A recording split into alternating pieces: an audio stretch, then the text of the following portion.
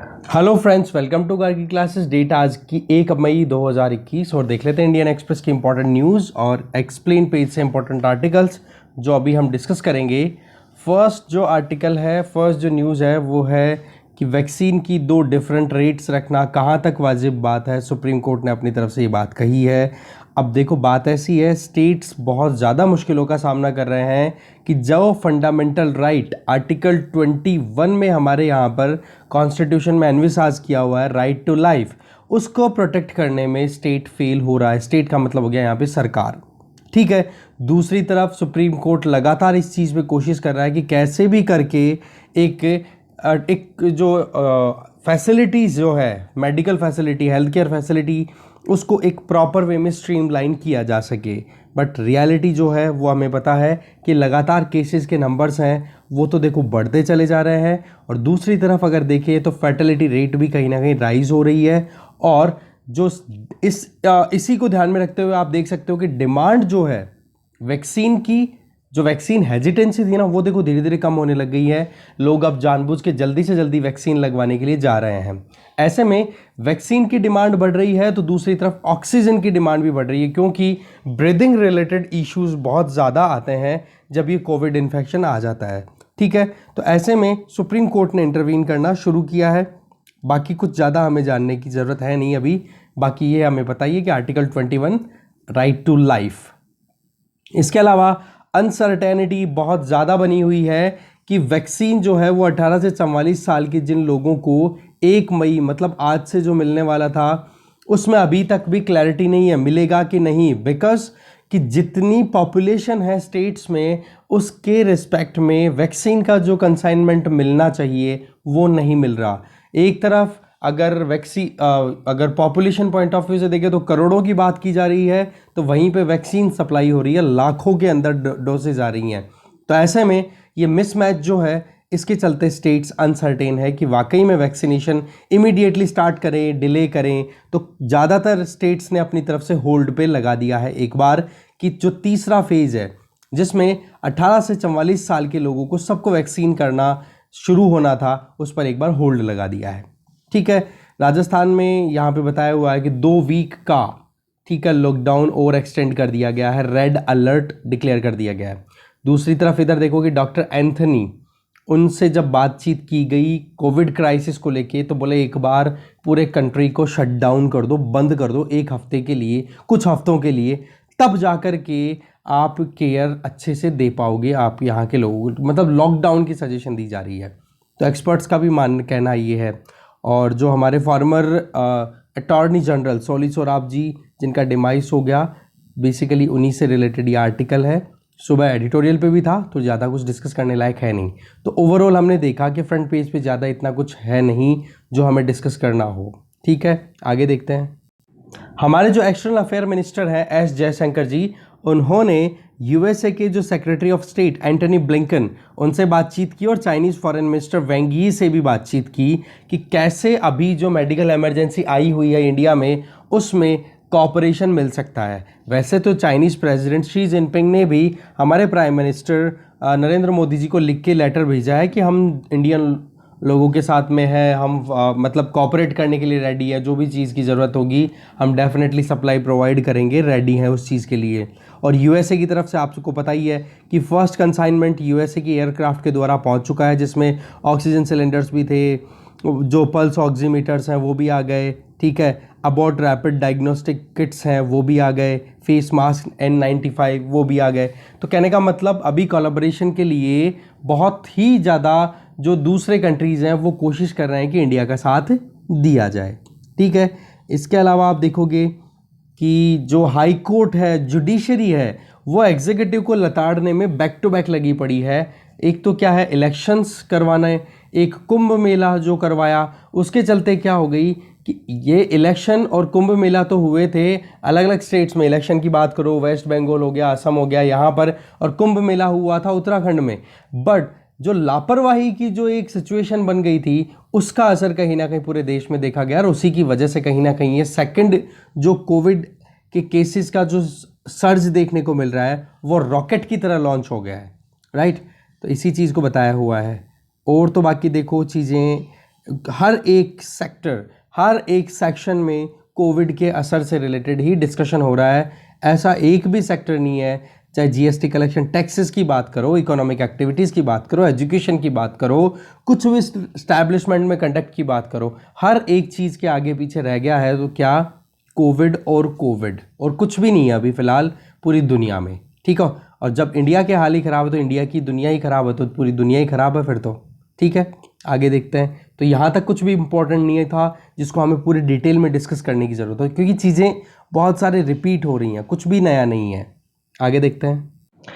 एक छोटा सा पोर्शन यहाँ पे सोली सोराबजी वाले आर्टिकल से ये देखो अभी निकाला है। इसमें आप देख सकते हो मेनका गांधी, ठीक है, मनेका गांधी। मेनका आपको पता है कि अप्सरा थी, तो ऐसे में मनेका कर दिया इसकी इसमें, ठीक है। मनेका गांधी जो पासपोर्ट केस था 1979 का, उस केस से रिलेटेड ये आर्टिकल है। तो इसमें आप देखोगे कि एक इंडिविजुअल का फंडामेंटल राइट है कि उनको एक पासपोर्ट मिले और वो विदेश यात्रा पर जाए अगर उनकी ज़िंदगी पर बात आन पड़ी है तो आर्टिकल 21 में है राइट टू गो अब्रॉड, ठीक है, विदेश जाने का अधिकार। ये आर्टिकल 21 में मेंशन कर दिया गया था इस वर्डिक्ट में। और उस टाइम पर सोली सोराबजी जो थे वो एडिशनल सॉलिसिटर जनरल हुआ करते थे, ठीक है ना। तो ये चीज़ आप ज़रूर ध्यान रखोगे। और ये मेंशन किया हुआ आर्टिकल 21, आर्टिकल 21 में जो भी फंडामेंटल राइट्स मेंशन किए हुए हैं ना, उनको एक बार आप ज़रूर देखोगे, क्योंकि एक बहुत ही ब्रॉडर आर्टिकल है ये, ठीक है। सिमिलरली आर्टिकल 356 आपको पता होगा ही कि स्टेट इमरजेंसी लगाने की बात की गई, ठीक है। तो उसमें क्या होता है कि अगर स्टेट की जो मशीनरी है वो कॉन्स्टिट्यूशनल प्रोविजंस को ध्यान में रखते हुए काम ना करे, या जो एग्जीक्यूटिव ऑर्डर सेंट्रल गवर्नमेंट ने पास कर दिए उनके अकॉर्डिंग काम ना करे, तो उस केस में उस स्टेट में गवर्नर की रिकमेंडेशन के बेसिस पे प्रेसिडेंट रूल लगाया जा सकता है। प्रेसिडेंट रूल को कॉन्स्टिट्यूशनल इमरजेंसी भी बोला जाता है और स्टेट इमरजेंसी भी बोला जाता है। तो ये आप ध्यान रखोगे, ठीक है। आगे चलते हैं। दूसरा, इधर सुप्रीम कोर्ट में जो केस चल रहा है जिस पे सुनवाई अभी चल रही है कि जो कोवैक्सीन है, कोविशील्ड है, इनके प्राइसेस आप कैसे डिफरेंट कर सकते हो। तो पॉइंट यहाँ पर आ जाता है, बोला इंटेलेक्चुअल प्रॉपर्टी राइट्स का इशू है कि जहाँ पर भारत बायोटेक और सीरम इंस्टीट्यूट ऑफ इंडिया या एस्ट्राजेनेका, जिन्होंने इस रिसर्च एंड डेवलपमेंट में बहुत बड़ी कैपिटल इन्वेस्ट की, उसके चलते उनको फिर बाद में सक्सेस मिली और ये वैक्सीन डेवलप हो पाए।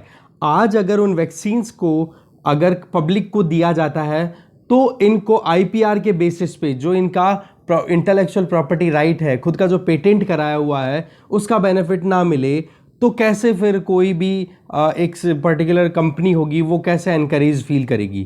तो ऐसे में आप देखोगे कि जो WTO का ट्रिप्स एग्रीमेंट है ना, ठीक है, जिसको हम बोलते हैं trade related aspect of intellectual property right, उसमें भी सीधा सीधा स्टेटमेंट ये दिया हुआ है कि जो मेंबर स्टेट्स हैं, दैट मीन्स WTO के जो सिग्नेटरी कंट्रीज हैं, उनके पास में ये अथॉरिटी है कि अगर पब्लिक वेलफेयर के लिए आप एक बार पेटेंट या फिर इंटेलेक्चुअल प्रॉपर्टी राइट्स को वायलेट करते हो तो वह एक्सेप्टेबल है। तो कोविड-19 तो ऐसा ही क्राइसिस है। बोला आप कंपल्सरी लाइसेंसिंग क्यों ग्रांट नहीं करते। कंपल्सरी लाइसेंसिंग का हमने देखा था, जो इंडिया का जो पेटेंट एक्ट है उसी में प्रोविज़न है कि अगर कोई एक कंपनी रिसर्च एंड डेवलपमेंट करके फिर उसके बाद में वैक्सीन डेवलप कर ले या कोई ड्रग डेवलप कर ले, तो उसकी डिमांड मार्केट में अगर बहुत ज़्यादा है, पब्लिक को बहुत ज़्यादा चाहिए, इमरजेंसी सिचुएशन बनी हुई है, तो ऐसे में सरकार जो है उस पेटेंट वाली कंपनी से बिना कोई परमिशन लिए सीधा सरकार अपने हिसाब से लाइसेंस इशू कर सकती है दूसरे मैन्युफैक्चरर्स को कि भाई आप यहाँ पर इतनी लिमिट में ये डोसेस प्रोड्यूस करो जिससे कि पब्लिक की डिमांड पूरी की जा सके, ठीक है। और अभी यही सिचुएशन है कि जहाँ पर भारत बायोटेक का Covaxin, serum institute of India का कोविशील्ड, इनके मार्केट में अवेलेबिलिटी बहुत कम है। तो ऐसे में कहीं ना कहीं कंपल्सरी लाइसेंसिंग एक अच्छा ऑप्शन है जो कि सरकार को यूज़ करना चाहिए। ये बात कही जा रही है सुप्रीम कोर्ट के द्वारा, ठीक है। आगे चलते हैं। फिर नेक्स्ट अगर देखें एक्सप्लेन पेज पे फर्स्ट आर्टिकल है, that is the surge in false negatives.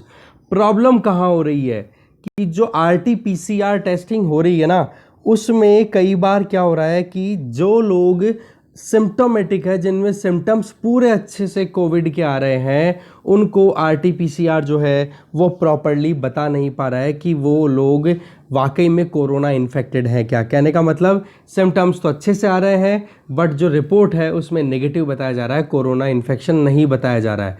तो ऐसे में तो क्या होता है कि अगर प्रॉपर सैंपल कलेक्शन नहीं हुआ है या फिर सैंपल कलेक्शन के बाद में अगर प्रॉपर टेक केयर नहीं की गई उन सैंपल्स की, या फिर कहीं पर भी एम्प्लीफिकेशन का जो मेथड होता है जिसमें कि डीएनए को मल्टीप्लाई करके बहुत सारे डीएनएज में कन्वर्ट करके फिर वायरस को डिटेक्ट किया जाता है, उसमें अगर प्रॉब्लम हो जाए तो क्या हो जाता है, सैंपल चाहे आपका कुछ भी हो, आप मतलब कोई भी इंडिविजुअल इन्फेक्टेड है उसके बावजूद भी उसकी आरटीपीसीआर रिपोर्ट नेगेटिव आ जाती है। अब ऐसे में रिस्क क्या हो गया कि नेगेटिव रिपोर्ट आने से जिनके सिम्टम्स पूरे के पूरे कोविड वाले हैं उनको एक तो प्रॉपर टाइम पे हॉस्पिटलाइजेशन नहीं होता, दूसरी तरफ अगर आप देखो तो उन लोगों को कहीं ना कहीं वो फ्री घूमते रहते हैं, तो और जो दूसरे लोग हैं उनको भी कहीं ना कहीं उनसे इन्फेक्शन हो सकता है।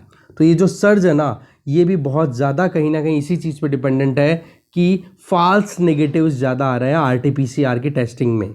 ठीक है, सीटी वैल्यू मैंने आपको बताई दी थी, जो साइकिल थ्रेशोल्ड है जिसमें सैंपल लेने के बाद में सैंपल के अंदर जो आरएनए होता है उसको डीएनए में कन्वर्ट कर लिया जाता है और फिर डीएनए के साइज को इंक्रीज करने के लिए, नंबर्स को इंक्रीज करने के लिए उसको मल्टीप्लाई एम्पलीफाई किया जाता है, फिर टेस्टिंग की जाती है कि कहीं पे कोई पेशेंट, कोई भी जो इंडिविजुअल है वो कोरोना इन्फेक्टेड है कि नहीं। जितना ज़्यादा सीटी की वैल्यू होगी उतना कम इन्फेक्शन लेवल है, ये मान के चलो आप। ओके, बोरिस जॉनसन का ये हमारे इतना काम का है नहीं। ये वाला आर्टिकल दिया हुआ है कि फूड वेबसाइट ने, लीडिंग फूड वेबसाइट ने बीफ बेस्ड जो भी कुकिंग डिशेस थी या जो भी रेसिपीज थी उनको पब्लिश करना क्यों बंद कर दिया।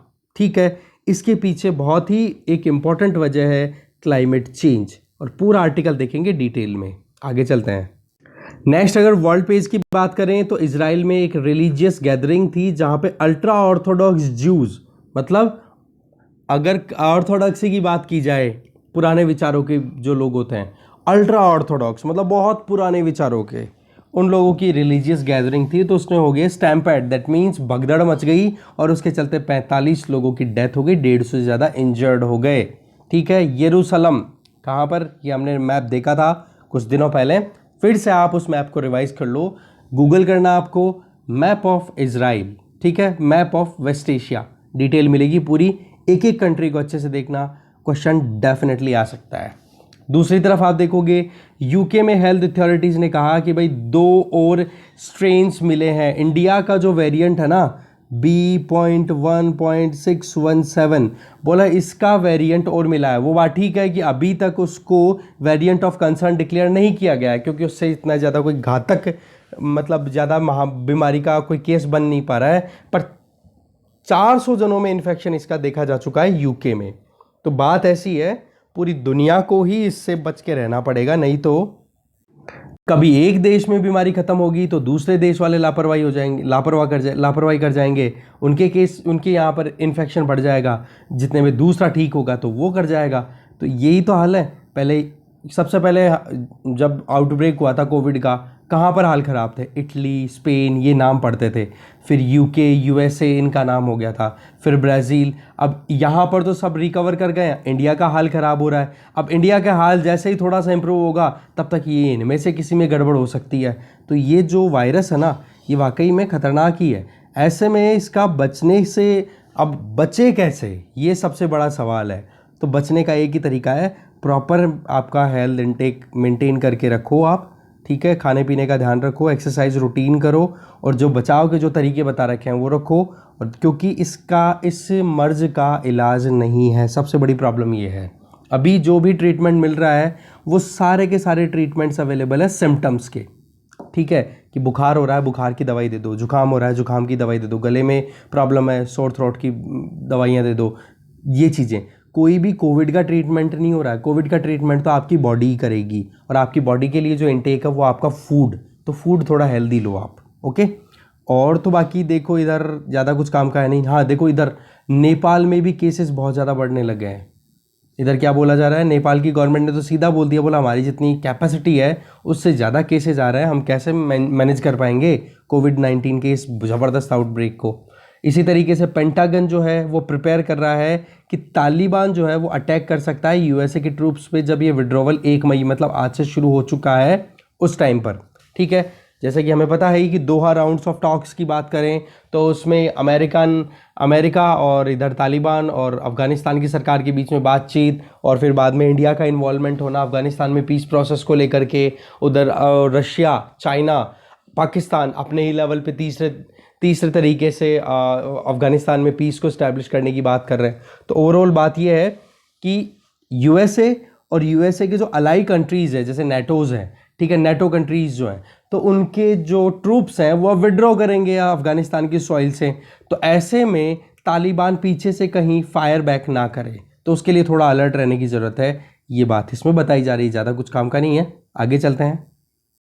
नेक्स्ट पेज है इकोनॉमी पेज। इकोनॉमी पेज में बताया जा रहा है कि पिछले साल मार्च महीने की अगर बात करें, मार्च 2020 में, उस टाइम पर जो 8 कोर सेक्टर है ना वो डिक्लाइन कर गए थे 8.6% से, और अब की बार जो है मार्च 2021 में आप देखोगे जो 8 कोर सेक्टर्स हैं उन्होंने ऐसा परफॉर्म किया है कि 32 महीनों का हाईएस्ट परफॉर्मेंस दे रहे हैं वो। तो इसके पीछे वजह क्या हो गई कि मार्च 2020 में इन 8 कोर सेक्टर्स का 8.6% से कॉन्ट्रैक्ट करना, तो बेस इफेक्ट क्या है, लो है। इसके चलते मार्च 2021 में जो आउटपुट है 8 कोर सेक्टर्स का वो बहुत ज़्यादा देखने को मिला है। तो इसमें कोई आउटपुट इतना ज़्यादा बढ़ा नहीं है, बट वो रेफरेंस पॉइंट क्या है वो थोड़ा सा लो है ऐसे में। अब 8 कोर सेक्टर्स कौन कौन से होते हैं वो देखो आप, नेचुरल गैस, इसके अलावा आप देखोगे स्टील, सीमेंट, इलेक्ट्रिसिटी, फर्टिलाइज़र, और ये नाम 8 नाम आप देख चुके हो। ठीक है, इसके अलावा ये देखो आपके सामने 8 के 8 नाम है यहाँ पर, coal, crude oil, natural gas, refinery product, fertiliser, cement, electricity. अब आपके लिए छोटी सी टास्क है कि इंडस्ट्रियल प्रोडक्शन वाला जो आईआईपी इंडेक्स जो रिलीज़ होता है ना उसमें इनका वेटेज क्या है, 8 कोर सेक्टर्स का सबसे ज़्यादा वेटेज किसका है, सबसे कम किसका है, सीक्वेंस में आप इसको देखोगे। बाकी इसके अलावा इस पूरे पेज पे एक भी ऐसी न्यूज़ नहीं है जो हमें देखनी हो। यहाँ पे बताया जा रहा है आरबीआई की रिपोर्ट आई है कि क्रेडिट ग्रोथ जो है, लोन लेने का जो ट्रेंड है वो डिक्लाइन करता हुआ दिखाई दे रहा है। इसके पीछे वजह इकोनॉमिक एक्टिविटीज़ रुकी हुई है। अब ये ट्रेंड जो है ये देखो चेंज होते रहते हैं, ये डेटा हमारे लिए बिल्कुल भी काम का नहीं है, दिमाग ही मत लगाना इस पर। इधर बाकी प्राइवेट सेक्टर से रिलेटेड है, इतना काम का नहीं है। इरडाई का चीफ कौन बनेगा उसके लिए एक्सरसाइज करनी शुरू कर दी है सरकार ने। तो फिर से एक टास्क छोटी सी, इरडाई के बारे में आप यूपीएससी पॉइंट ऑफ व्यू से एक बार रीड आउट कर लो। मार्केट डाउन चला गया, कोविड सर्ज हो रहा है, वैक्सीन की चिंताएं बढ़ती चली जा रही हैं, तो मार्केट भी डाउन जा रहा है। तो डिस्कस क्या करें, इसमें कुछ काम का नहीं है। इधर ये फेसबुक की पोस्ट से रिलेटेड है, बिल्कुल काम का नहीं है। इधर एचडीएफसी और ये एक भी न्यूज़ काम की नहीं है जो हमें डिस्कस करनी हो। बस एक आर्टिकल बचा है एक्सप्लेन पेज का, वो और देख लेते हैं। बात यह है कि फूड वेबसाइट एपिक्यूरियस वर्ल्ड की मोस्ट पॉपुलर रेसिपी वेबसाइट है ये, ठीक है। तो इन्होंने मंडे को अनाउंस किया कि अब ये बीफ रिलेटेड कंटेंट को अपनी वेबसाइट पे नहीं डालेंगे, ना रेसिपी, ना आर्टिकल, ना कोई न्यूज़ लेटर, ठीक है।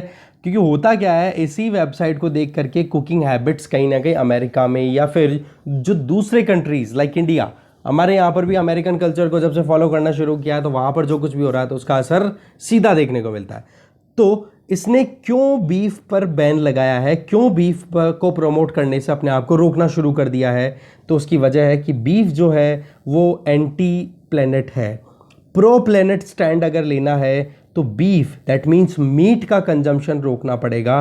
क्योंकि बहुत सारी एक्सपर्ट रिपोर्ट्स आई हुई है, उनमें एक ही चीज़ कही है कि अगर हमें सस्टेनेबल मैनर में यहाँ पर रहना है तो उसके लिए मीट की बजाय हमें जो मीट है, एनिमल बेस्ड जो मीट है, उसकी बजाय प्लांट बेस्ड मीट के ऊपर रिलाई करना चाहिए। ये बात तो बिल गेट्स ने भी कही है, ठीक है, और भी बाकी एक्सपर्ट्स ने कहा है। क्योंकि होता क्या है कि एक एनिमल जो होगा वो प्लांट्स को कंज्यूम करेगा, फिर बाद में उससे मीट कन्वर्ट होगा और उस मीट का फिर बाद में ह्यूमन बीइंग कंजम्पशन करेगा। तो ऐसे में जो people for ethical treatment of animal, PETA, ठीक है, इन्होंने तो बहुत ही शानदार बात कही, बोले ये टेरिफिक मूव है, बहुत ही गजब का मूव है, इससे प्लेनेट को प्रोटेक्ट किया जा सकता है और जानवरों को भी कहीं ना कहीं एम्पैथी के साथ में, सिंपैथी के साथ में आप रख पाओगे। बट हो क्या रहा है कि ज़्यादातर लोग जो इस वेबसाइट को फॉलो कर रहे थे उन्होंने मतलब कहीं ना कहीं क्रिटिसाइज़ किया इस स्टैंड को कि बोले अगर इस तरीके से जानवरों को बचाना शुरू कर दिया तो ये प्लेनेट सस्टेनेबल मैनर में नहीं चलेगा। कैटल्स आर सस्टेनेबल, ये बात कही जा रही है अलग अलग कमेंट्स के द्वारा कि जो एनिमल्स हैं वो बिल्कुल ख़त्म नहीं होने वाले हैं। ये एक प्रोसेस है और एक फूड चेन है, उसमें कहीं ना कहीं एनिमल्स को कंज्यूम करना is a good thing. But यहाँ पर जो एपिक्यूरियस जो ये वेबसाइट है उनका डिसीजन है, उसके पीछे वजह क्या है? क्लाइमेट चेंज को कंट्रोल करना। ठीक है, यहाँ पर आप देखोगे अमेरिका की बात की जा रही है कि अमेरिका में प्रोटीन डाइट को बहुत सारा एक ऑप्शन प्रोवाइड करने के लिए, चिकन हो गया, एग्स पे जो डिपेंडेंसी वो बढ़ गई, अल्टरनेटिव प्रोटीन प्रोडक्ट हैं वो अवेल हो गए। उसके बावजूद एक पर्सन 2020 में लगभग 58.8 पाउंड बीफ जो है वो कंज्यूम करता है, जो कि बहुत ज़्यादा अमाउंट में है। तो ऐसे में इसका इम्पैक्ट क्या रहेगा? देखो, इम्पैक्ट की बात ऐसी है कि अगर हम एग्रीकल्चर की बात करें तो एग्रीकल्चर जो है वो अपने आप में बहुत ही ज़्यादा एक रोल प्ले करता है क्लाइमेट चेंज को बूस्ट करने में। ठीक है, और उसमें भी सबसे जो मेन रोल प्ले कर रहा है वो है एनिमल हस्बेंड्री। ठीक है, तो इसके लिए कहीं ना कहीं एनिमल हस्बेंड्री को अगर थोड़ा सा रिड्यूस कर दिया जाए तो कहीं ना कहीं क्लाइमेट चेंज को हम कंट्रोल कर सकते हैं। बट इसके अलावा दूसरे और भी तो ऑप्शंस हैं, पोल्ट्री फार्म भी अवेलेबल हैं, और भी मतलब तरीके के जो एग फार्म्स हैं उनको भी तो बंद किया जा सकता है या उनके ऊपर भी रिलाय करना कम कर सकते हैं।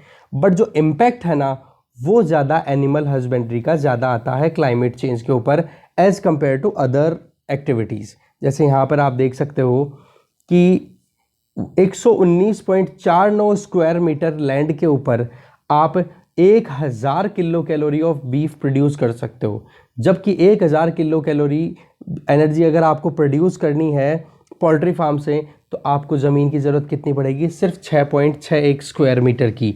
सिमिलरली ऐसे ही अगर आपको 4.35 स्क्वायर मीटर की अगर ज़मीन मिल जाती है और वहाँ पर आप एग फार्मिंग करते हो तो वहाँ पर आप आराम से जो 1000 किलो कैलोरी की जो एनर्जी रिक्वायरमेंट है वो ले सकते हो। तो कहने का मतलब क्या हो गया? ज़मीन जो है उसका ज़्यादा यूटिलाइजेशन होता है अगर इन रूमिनेंट्स को पाला जाए। रूमिनेंट का मतलब जुगाली करने वाले जो जानवर है, जैसे कैटल, गायें, भैंसे, शीप, गॉट, ये तो बोला इनके ऊपर रिलायंस कम हो तब जा कर के हम क्लाइमेट चेंज को एक अच्छे तरीके से कवर कर पाएंगे। ठीक है, ये है मेन मुद्दा, यही चीज़ यहाँ पे बताई जा रही है। और चीज़ें बिल गेट्स ने क्या कहा, बिल गेट्स ने भी अपनी तरफ से ये बात कही है। Similarly United Nation Food and Agriculture Organization ने ये कहा कि वर्ल्ड का 50% हैबिटेबल लैंड जो है वो केवल और केवल एग्रीकल्चरल प्रैक्टिस में यूज़ हो रहा है। अब आप देखो कि जितने एरिया में लोग रह सकते हैं उसमें सबसे ज़्यादा एरिया में एग्रीकल्चर हो रही है 50% में तो, और उस 50% जो हिस्सा है उसका भी 77% के ऊपर तो मीट और डेयरी प्रोडक्शन का काम ही होता है। तो ऐसे लैंड यूज़, और वो भी केवल एक पर्टिकुलर टास्क के लिए, तो उसका रिप्लेसमेंट अगर कोई एफिशिएंटली निकाला जाए तो वो ज़्यादा ठीक रहेगा। तो उसी के लिए कहीं ना कहीं एपिक्यूरियस का ये अपनी तरफ से एक डिसीजन आप कह सकते हो कि हाँ ये पाथ मेकर का काम कर सकता है।